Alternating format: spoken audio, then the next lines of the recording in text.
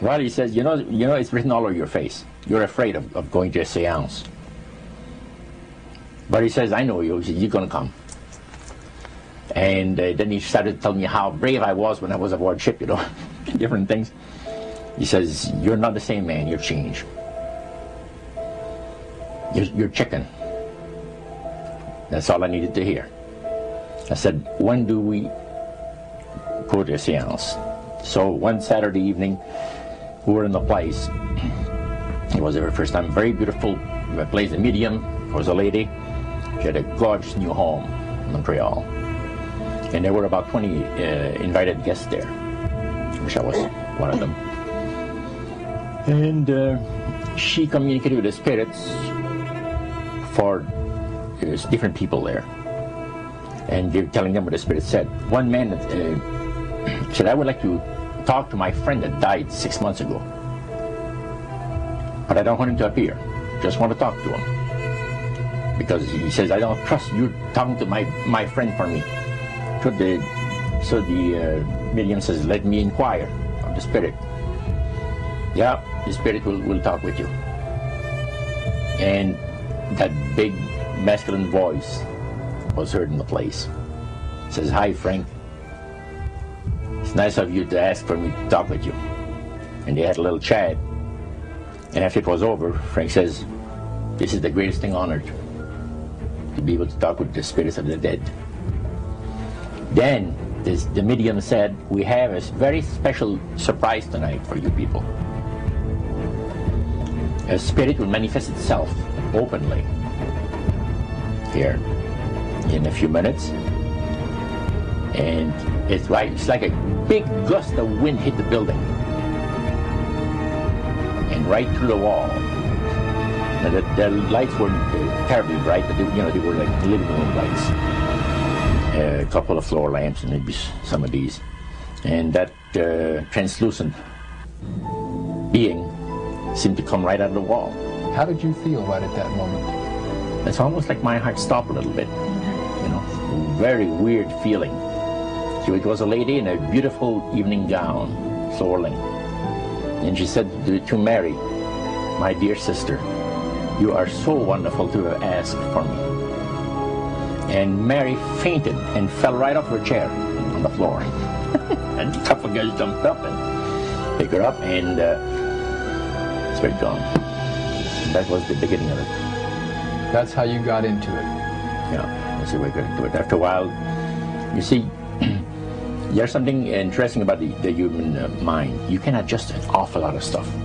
You can adjust to a lot of things that would terrify you to begin with. After a while, they become common and ordinary. So you mean contact with the supernatural can become commonplace and ordinary and doesn't bother anybody? Yeah. In other words, the more that you do it, you're not uncomfortable. That's right. It's just not an uneasy feeling. Yeah. So how did you feel about it? Then I got into a secret society that worshipped the spirits, you see. Well, now how is that different from the seance, Roger? It happens that the seance are not involving in many ways.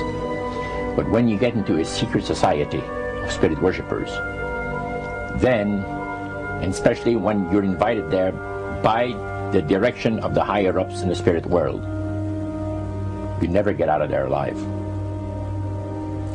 And this is exactly what my friend and I were up against. We didn't know anything about it. And there was a very, very popular big band leader. Jazz musician? Band, yeah, very famous. And one night we went to one of these seances, and he was with his wife. So Roger, you're at this restaurant. What happened? We sat there, and we had our favorite alcoholic beverages, you know. And as we talked,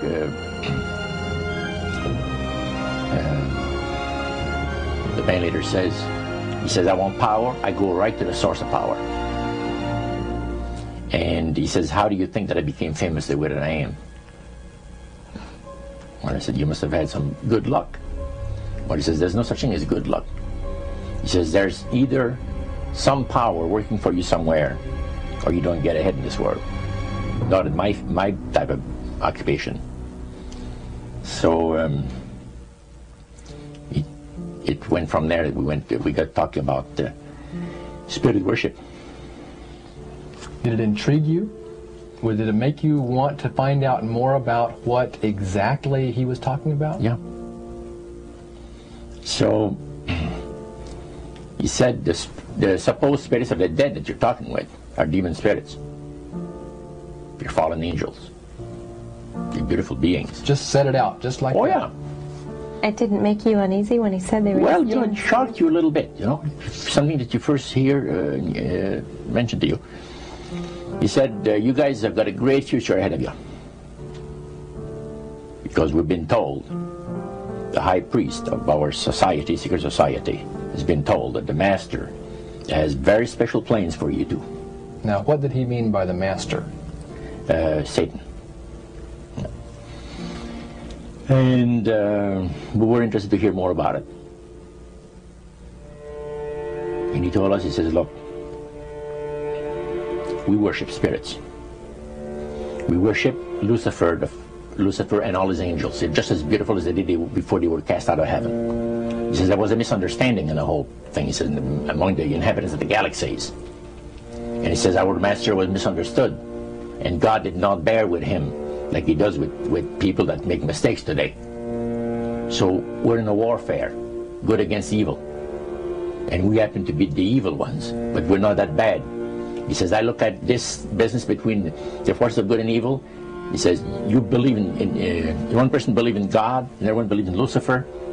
It's like politics. So the great controversy is real. And you've heard someone talk about it that's on the other side. And to these people, they are sold to the fact that Christ will not return to this planet with power and great glory. He's going to abdicate all claims to the planet, because the high priest once said that Christ will abdicate all claims to the planet because he knows that it is lawfully and rightfully Satan's. And at that time, he says, so the priest says, well now, he says, for those of you that are new, let me tell you that this is the most feasible way, he says, to please the spirits. It's to deride Christ and his people, and his church and all that. So they sing out of Christian hymnals. They didn't sing Christian words to the hymns, however. Well, they changed a lot of them. Yeah. And not for the good. It's a form of blasphemy. Yeah. Such as you see today in the rock music world. You see the entertainers, they have these crosses. The ladies got earrings, crosses. The guys got crosses. This is a form of blasphemy, a form of deriding Christ. You see. Spirits cause the people to do that, to find pleasure in wearing this type of emblem, which is the cross is the emblem of the crucifixion of Christ for the Christians. Better to reign in hell than serve in heaven, is that it? Why not? I'm here on the ground with my nose in it since the whole thing began. I've nurtured every sensation man has been inspired to have. I cared about what he wanted, and I never judged him. Why? Because I never rejected him, in spite of all his imperfections. I'm a fan of man! I'm a humanist. Maybe the last humanist.